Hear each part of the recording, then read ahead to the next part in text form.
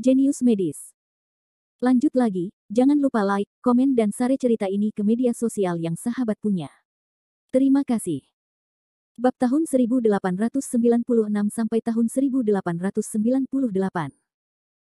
Membosankan, Jericho Lee memutar matanya. Bagaimana kamu bisa mengatakan itu membosankan? Li Shao, kamu menunjukkan kekuatan besarmu dalam kompetisi. Sekarang diperkirakan banyak orang di dunia seni bela diri membicarakanmu. Orang-orang dengan sedikit gengsi pasti telah menyebarkan ceritamu. Kamu benar-benar terkenal kali ini. Li Ming memasang ekspresi schadenfreude. Dia tahu bahwa hal yang paling menyebalkan bagi Jericho Lee adalah menjadi terkenal. Lagi pula, dia kesal mendengar Jericho Lee dikenal di mana-mana karena dia begitu terkenal. Jericho Lee memelototinya, dan segera menunjukkan ekspresi tak berdaya di wajahnya. Aku tahu aku tidak akan bermain terlalu banyak. Li Shao, jika kamu tidak bermain terlalu banyak, bagaimana kamu bisa memenangkan Kou Tianhuo? Zhang Xiaok juga tersenyum. Jericho Lee benar-benar tidak berdaya, dia hanya ingin mewakili Tiongkok untuk memenangkan pertandingan, mengalahkan Kou Tianhuo, tidak mempertimbangkan tindak lanjutnya. Dia menoleh dan melihat ke sana, sedikit terkejut, Pang Mei. Pada saat ini, Pang Mei di ujung sana sepertinya menyadari ada seseorang yang sedang menatapnya, dan tanpa sadar menatapnya, Jericho Lee. Mereka tercengang pada saat bersamaan. Mengapa kamu di sini? Mereka berdua berbicara pada saat bersamaan. Dengan baik. Feng Shao, yang baru saja meludahi deskripsi pertandingan Xingzi, tercengang. Dia mengikuti pandangan Pang Mei dan melihat Jericho Lee. Dia terkejut pada awalnya, dan kemudian mengerutkan kening, bagaimana anak ini bisa ada di sini. Terakhir kali, dia dan Pang Mei bertemu Jericho Lee di klub di Beijing. Saat itu, pada awalnya, dia sangat membenci Jericho Lee. Akibatnya, Jericho Lee mempermalukannya dan mengeluarkan kartu perusahaan Rende dan beberapa kartu yang sangat sederhana. Hingga saat ini, dia tidak mengerti dari mana asal kartu Jericho Lee. Li Shao, nadanya tidak tepat. Apakah kamu punya dendam padanya? Li Ming berkedip dan bertanya dengan suara rendah. Balas dendam. Belum lagi, orang ini hanyalah kutu busuk, kata Jericho Lee ringan, dan memberikan seks kepada Feng Shao. Untuk seorang pesolek, dia tidak tahu seberapa banyak yang telah dia ajarkan padanya. Oh, Li Ming mengira orang ini ada hubungannya dengan itu. Dia tidak bisa menatap mata Jericho Lee. Sindiran Jericho Lee tentu saja didengar oleh Feng Shao. Dia sangat marah saat itu juga, nak, bagaimana menurutmu? Siapa kutu busuk itu? Apakah kamu begitu suka menguping? Jericho Lee berkata, Pang Mei, kamu belum pernah bertengkar dengan orang ini, meskipun kamu dan aku hanya teman sekelas SMP. Tapi aku harus mengatakan bahwa penglihatanmu sangat buruk. Dia mengingatkan Pang Mei agar Pang Mei boleh makan camilan. Setelah sekian lama, mereka putus. Tapi aku tidak menyangka sampai saat ini Pang Mei masih berada di sisi Feng Shao. Ia tidak mengerti bahwa kondisi Pang Mei tidak buruk. Kenapa dia merasa sedih tinggal bersama pria seperti itu? Perasaan. Benarkah itu? Wajah Pang Mei tercengang. Aku tidak memahami maksudmu. Mendengar kata-kata itu, Jericho Lee tersenyum, sepertinya kamu benar-benar karena perasaan, tapi harus kukatakan, kamu buta. Sekilas saya bisa melihat bahwa pria ini pesolek dan biasanya memanjakan dirinya sendiri. Lihatlah wajahnya, setidaknya sekali dalam 3 hari. Dan itu tidak hanya terjadi pada satu wanita. Kamu tidak ingin berdarah. Wajah Feng Shao berubah drastis, dan dia segera memarahi. Wajah Pang Mei berubah dan dia menatapnya. Apakah yang dia katakan itu benar? Xiao Mei, jangan dengarkan untuk omong kosongnya. Anda tidak kenal orang ini. Dia bahkan belum menyelesaikan kuliahnya, dan dia tidak tahu di mana harus memalsukan kartu-kartu itu. Dia sendiri pembohong. Bagaimana Anda bisa percaya apa yang dikatakan pembohong? Feng Shao mengertakkan gigi dan memercikkan air kotor. Begitu kata-kata itu keluar, Jericho Lee mengedipkan matanya, dan tiba-tiba dia merasakan dorongan untuk menangis dan tertawa. Kemudian dia melihat wajah Pang Mei menjadi rileks dan sepertinya mempercayai kata-kata Feng Shao. Kata-kata. Mata Feng Shao memancarkan sedikit kelicikan, yang sepertinya berhasil. Dikatakan bahwa pria dan wanita yang sedang jatuh cinta memiliki IQ 0. Sekarang Feng Shao dan Pang Mei memiliki IQ 0 dan IQ online. Kita bisa melihat siapa benar dan siapa yang salah. Pantas saja Pang Mei akan mempercayaimu, begitu pintar dan menipu. Jericho Lee menggelengkan kepalanya dan menghela nafas. Ia memperkirakan Pang Mei sering ditipu oleh Feng Shao. Kalau tidak, bagaimana mungkin wanita dengan kecerdasan setinggi Pang Mei tidak menyadarinya? Hanya dapat dikatakan bahwa dalam perasaannya, dia jatuh ke dalam angan-angannya sendiri dan tidak dapat mendengarkan bujukan dan pengingat orang lain. Jika kamu ingin memfitnahku lagi, aku tidak sopan padamu. Mata Feng Shao sangat tajam. Jericho Li tidak mengatakan sepatah kata pun, tetapi Li Ming, Zhang Xiao dan yang lainnya yang duduk di sampingnya semua tertawa. Li Ming menutupi perutnya dan tertawa. Li Shao, apakah kamu mendengarku? Dia akan bersikap kasar padamu. Li Shao, kamu memiliki temperamen yang baik. Jika saya mengganti obat ini, saya pasti sudah membunuh orang sejak lama, kata Mu Fu sambil tersenyum dan menggelengkan kepalanya. Wajah Jericho Li tidak berdaya, tanpa alasan, mengapa aku memiliki pendapat yang sama dengan orang-orang seperti ini. Dengan lunak, tidak berarti orang lain menghargai. Beberapa orang adalah pelacur. Mereka harus dicambuk untuk mengetahui bahwa surga itu tinggi dan bumi itu baik. Zhang Wangshan menggelengkan kepalanya dan menghela nafas. Kakek benar. Zhang Xiao mengangguk. Jericho Li melambaikan tangannya, lupakan saja, bagaimana orang-orang juga menjadi pacar teman sekelasku. Aku membunuh orang, dan orang-orang harus menyalahkanku. Ada tipe orang di dunia ini, yang berada dalam rawa yang dalam dan krisis. Orang lain datang untuk menyelamatkannya karena niat baik dan mengingatkannya untuk membantunya, tapi dia tidak menghargainya. Sebaliknya, ia menganggap orang yang membantunya itu tidak baik. Jika orang tersebut benar-benar membantunya menyelesaikan krisis, dia akan menyalahkan orang tersebut karena ikut campur dalam urusannya sendiri, dan bahkan membenci orang tersebut. Jericho Li tidak bisa 100% yakin apakah Pang Mei adalah orang seperti itu, tapi kemungkinan besar dia tidak akan melarikan diri. Dia sangat ingin membunuh Feng Shao. Diperkirakan Pang Mei sangat membencinya. Dia tidak ingin melihat Pang Mei tenggelam ke dalam lumpur, tetapi dia tidak ingin berbalik, jadi dia pergi bersama Pang Mei. Tidak peduli apa yang terjadi padanya, apa yang dilakukan Pang Mei adalah keputusannya sendiri. Beberapa orang bernyanyi serempak, mendengarkan Feng Shao dengan sangat marah. Berpura-puralah menjadi nyata. Orang kampung, mereka berpura-pura menjadi kepala besar ibumu. Wajah Feng Shao menunjukkan cibiran. Dia tampak mencemooh dan menghina. Li Ming memutar matanya, orang bodoh tidak kenal takut. Li Shao datang untuk mengatakan itu membuatmu takut setengah mati. Kamu pikir aku tidak bisa melihatnya, kamu hanya mengandalkan keluargamu untuk memiliki sedikit latar belakang keluarga, jadi kamu kembali berkeliaran. Kamu tidak bisa hidup 3 hari tanpa keluargamu. Saya ingatkan kamu bahwa seluruh keluargamu ada di depan Li Shao, dan dia dapat menghancurkan keluargamu dengan satu kata. Ini tidak berlebihan. Pada awalnya, Jericho Li mengambil keputusan untuk membiarkan keluarga Lu dan keluarga Rong mengalami kemunduran. Sekarang level Jericho Li lebih tinggi. Jika dia ingin membersihkan keluarga Feng kelas 3, itu hanya masalah satu kalimat. Dia mengatakan bahwa ada banyak orang yang dapat melakukan hal-hal dengan baik. Bab 1897, hahaha. Pengingat baik hati Li Ming telah menarik hinaan dan tawa Feng Shao dan yang lainnya. Apakah kamu mendengar itu? Feng Shao tertawa terbahak-bahak hingga air matanya hampir turun. Lucu sekali mendengarnya. Jika mereka mengucapkan sepatah kata pun kepada Feng Shao, keluargamu akan hancur. Dia mengira dia telah memalsukan beberapa kartu, jadi dia benar-benar menganggap dirinya sebagai root. Tidak ada yang percaya padanya. Bahkan Pang Mei pun tidak dapat menahan keningnya dan mendesah, Jericho Li, apakah kamu harus melakukan ini? Di kelas ekonomi, banyak penumpang yang mendengar argumen di sini dan penasaran mendengarnya. Tapi ketika mereka mendengar kata-kata Li Ming, mereka semua tertawa. Jelas mereka tidak mempercayai perkataan Li Ming, atau perkataan Li Ming terlalu dilebih-lebihkan. Mereka penumpang biasa benar-benar tidak percaya bahwa ada seseorang di dunia ini yang bisa membiarkan keluarga yang kuat binasa hanya dengan satu kata.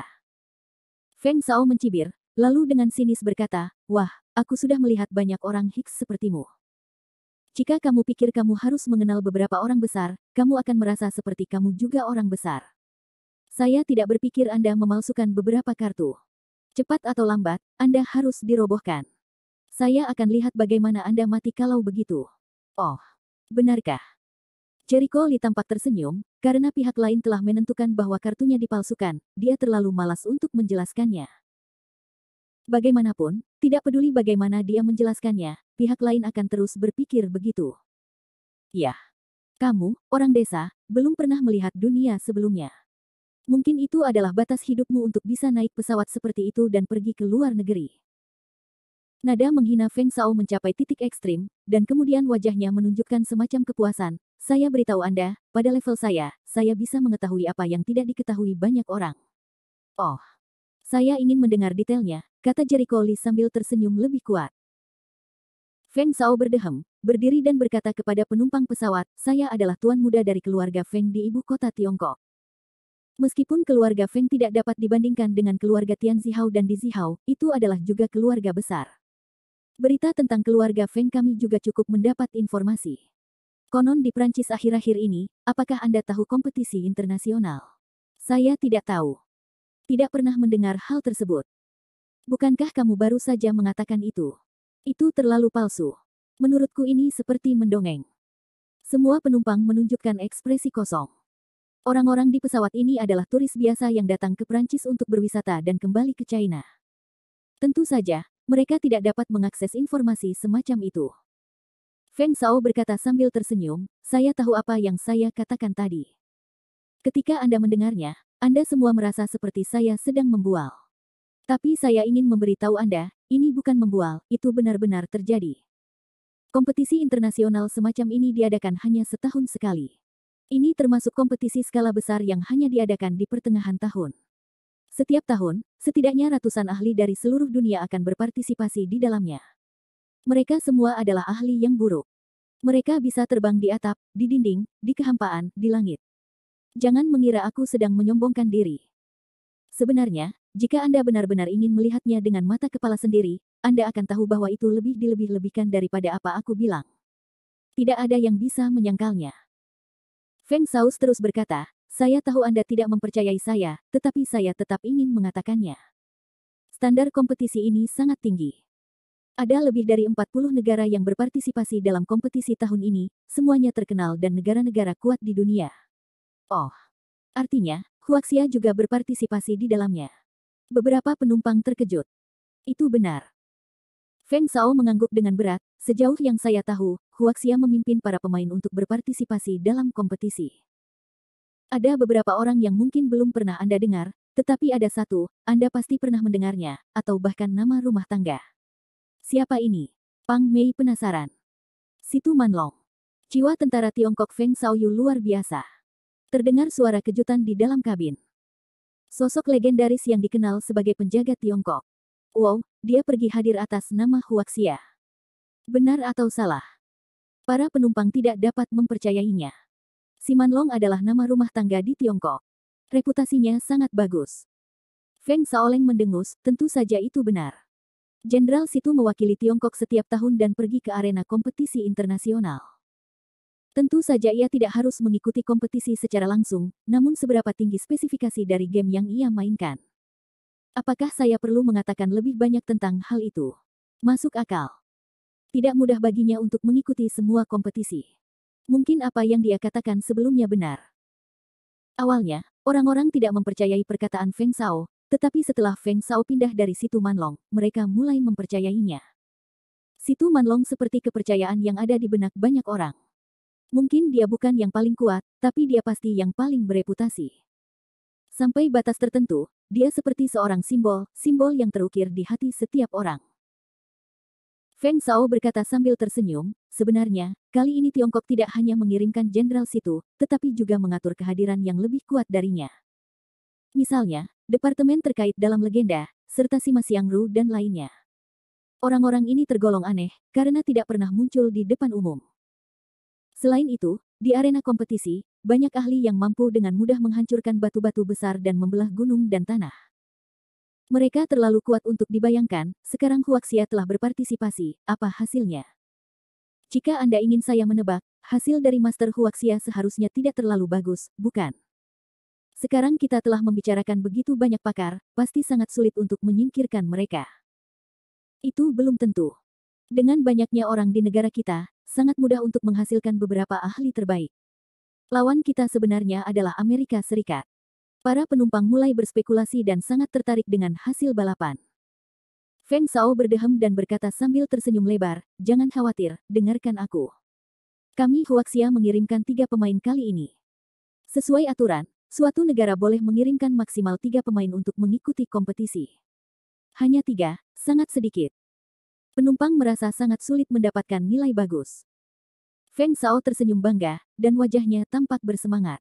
Apakah menurut Anda kami Huaxia mungkin tidak mendapatkan nilai bagus? Sudah kubilang, Huaxia memenangkan kejuaraan. Dan mereka memenangkan yang pertama dan yang kedua. Apa? Para penumpang sangat terkejut hingga mereka tidak dapat mempercayai telinga mereka. Benar atau salah? Kita memenangkan kejuaraan. Dan menjadi runner-up. Bukankah itu bagus? Anak muda, kamu tidak mengolok-olok kami, kan? Orang-orang mulai mempertanyakannya. Feng Shao menyeringai, menggelengkan kepalanya dan berkata, saya tidak berbohong untuk membuat Anda bahagia. Apa yang saya katakan itu benar. Salah satu dari 3 pemain Tiongkok kami tersingkir di babak 16 besar, tetapi kekuatan mereka tidak bagus. Tapi yang lain 2, sampai ke 8 besar, dan kemudian peringkat kedua, sejauh ini telah masuk 4 besar. Tapi sang juara, sayang sekali. Dia membunuh semua lawannya dan membunuh 2 dari 4 besar. Lalu hanya ada 2 orang yang tersisa di 4 besar, dan penyelenggara tidak mungkin memberikan hadiah kepada yang mati, jadi tempat keempat yang semula otomatis menjadi tempat kedua. Bab 1898, hahaha, begitulah. Menarik sekali. Para penumpang tertawa terbahak-bahak. Mereka tidak menyangka hal ini akan terjadi. Feng Shao juga mendengus penuh kemenangan. Biar ku beritahu, tidak pernah ada situasi dalam sejarah di mana 2 kursi ditempati di 4 besar suatu negara. Belum lagi fakta bahwa tentara guanya berasal dari negara yang sama. Kali ini, Huaxia telah menciptakan sejarah yang belum pernah terjadi sebelumnya, bahkan belum pernah terjadi sebelumnya. Wow. Hebat sekali. Huaxiaku sangat kuat. Para penumpang berseru, dan beberapa dari mereka bertepuk tangan dari hati. Anak muda, siapakah juaranya, tahukah kamu? Beberapa penumpang langsung bertanya penasaran, mereka sangat ingin tahu siapa yang begitu sakti, bisa menonjol di antara banyak ahli, dan meraih juara pertama. Ini. Feng Shao menggaruk bagian belakang kepalanya, menggelengkan kepalanya dan berkata, saya tidak yakin tentang itu. Kompetisi baru saja berakhir, dan berita tentang kompetisi tersebut belum dipublikasikan. Tapi konon yang pertama lebih muda dan sangat jahat. Di final, dia mengalahkan ahli top dari Amerika dan menjadi terkenal. Diperkirakan jika dia ingin kembali ke China, dia pasti akan menimbulkan sensasi ketika dia mengatakan dia tidak tahu siapa itu. Para penumpang kecewa. Namun, mereka juga puas. Bagaimanapun, mereka tahu bahwa Huaxia telah memenangkan kejuaraan, meraih juara dan runner-up, dan membuat sejarah yang layak untuk mereka. Kebahagiaan. Itu tidak mudah. Saya tahu Prancis memainkan permainan seperti ini akhir-akhir ini. Saya akan pergi dan melihat apa yang saya katakan. Sayang sekali. Para penumpang merasa menyesal karena mereka tidak dapat menyaksikan kompetisi seperti itu dengan mata kepala sendiri. Bahkan jika mereka hanya mendengarkan Feng Shao, mereka semua antusias. Sangat bisa dibayangkan bahwa adegan sebenarnya dari permainan ini akan begitu elegan. Saat ini, Feng Shao dengan bangga menoleh dan menatap Jericho Lee. Dasar udik, bisakah kamu menyentuh hal-hal seperti ini dalam hidupmu? Informasi semacam ini dapat dengan mudah saya sentuh. Puff. Li Ming dan yang lainnya tidak dapat menahannya lebih lama lagi. Mereka tertawa seperti bola.